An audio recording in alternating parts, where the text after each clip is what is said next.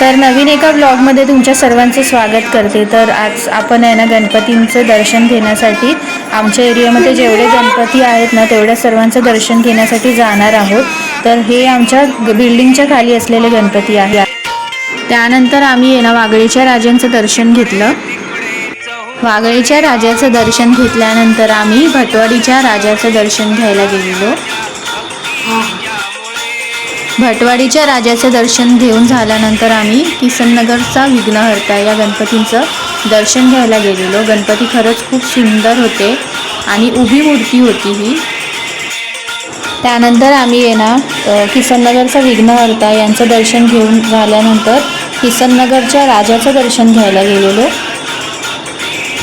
इथे सुद्धा मूर्ती खूप सुंदर होती।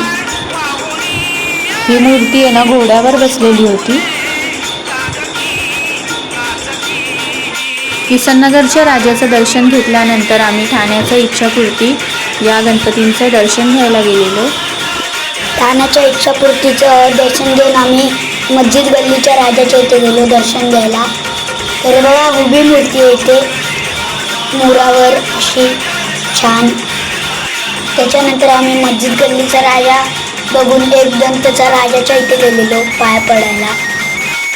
त्याच्यानंतर आम्ही किसननगर 2मध्ये आलो। तिथे एकनाथ शिंदे साहेबांचा गणपती असतो। तिथे असं छान डेकोरेशन केलेलं तिथे दोन्ही साईडला।